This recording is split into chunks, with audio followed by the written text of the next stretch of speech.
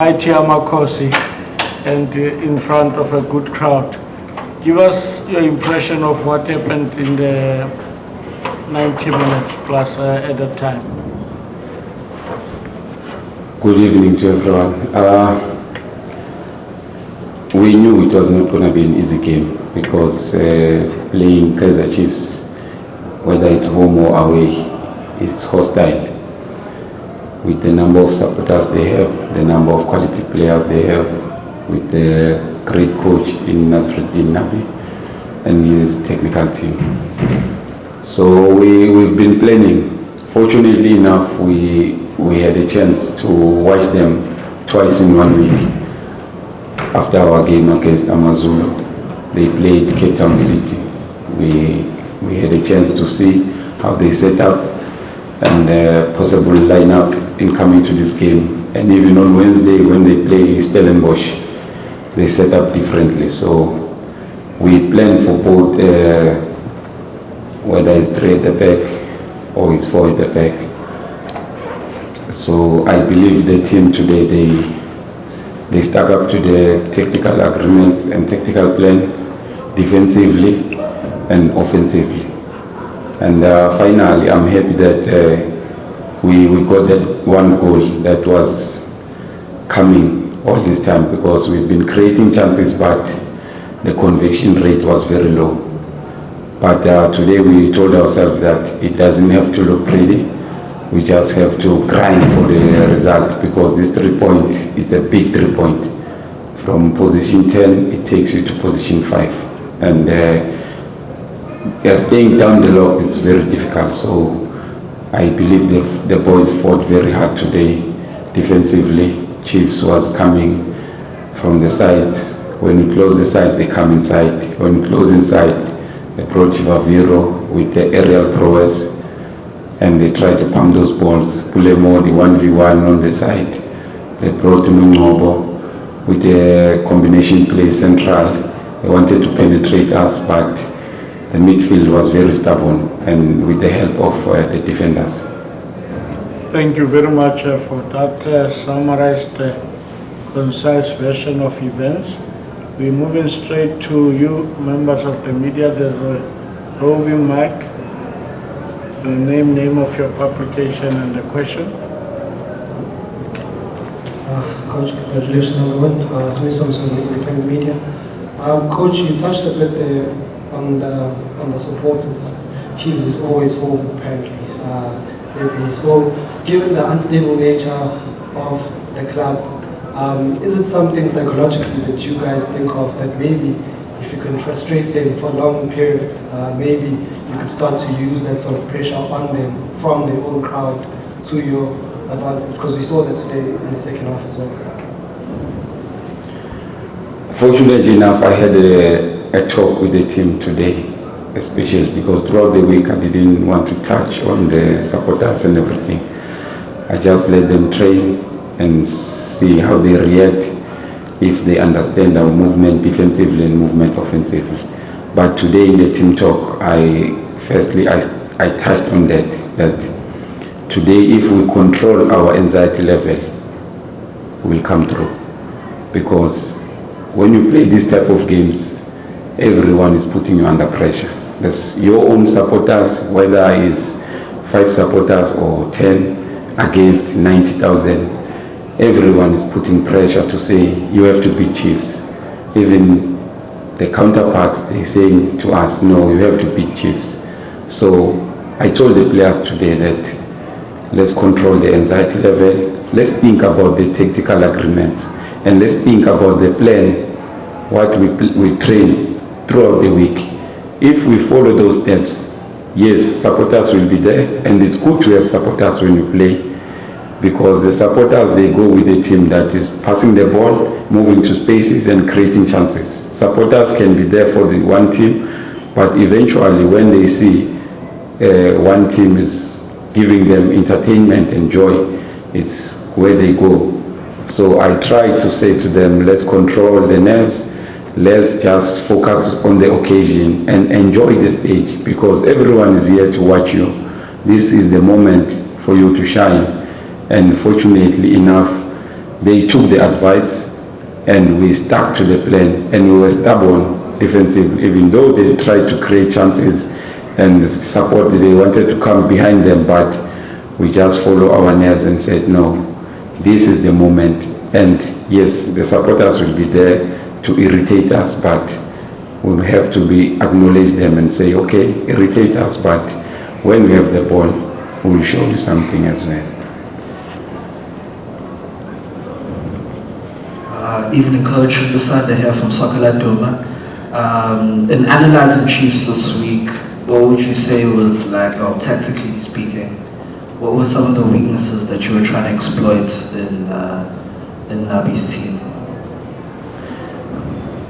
Look, when they played with 4 at the back, it means they will allow the fullbacks to climb, because initially they play with the Mfundo or Duba wide and Shabalala wide, and those players, they can't give you crosses, so it means the fullbacks will climb high.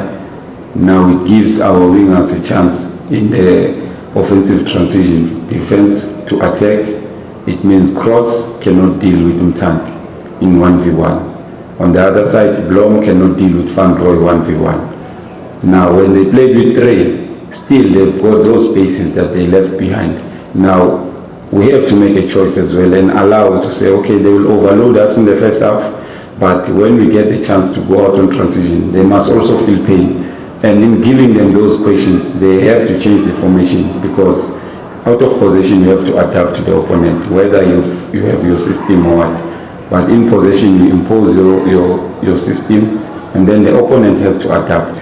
So we saw that, okay, they will overload the midfield with Shabalala, with Vilagazi, Duba coming short, but they don't want to come short. They're inviting you to say, we're coming short, but we want the space behind. So we knew that if we're going to go with the high press, we were mindful that there's a space behind, so we have to defend high. If they beat the press, we have to react to cover the space behind. So, and I knew very well that Cross cannot deal with Mtand. I knew that Blom cannot deal with Van Roy. So those were the weaknesses that we have identified as well, that in their overloading the midfield, there's where they will be short as well.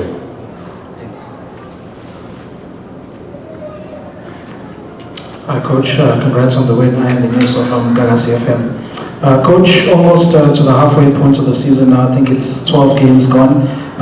You've obviously taken over now, but you've been involved with the club from the start of the season. So how would you assess sort of like the first half of the season for Arrows? You've had some big wins against Cape Town City, Stellenbosch, and now Chiefs. And also just going forward now, the goals that you guys have for the second half of the season. Playing 12, I still believe that there's a room for improvement, because those big wins, they come from maybe a defeat or a draw. So we just need to work on the consistency in getting the points. Then that consistency, if you look at Cape Town City, they won 2 in a row in 1 week. From number 12, they went to 5th, 6th position. So if you are consistent enough, like how Polokwane is doing, Polokwane will just win 1-0 when no one is watching, win. When everyone looks, Polokwane has collected points. So that consistency is needed in the team.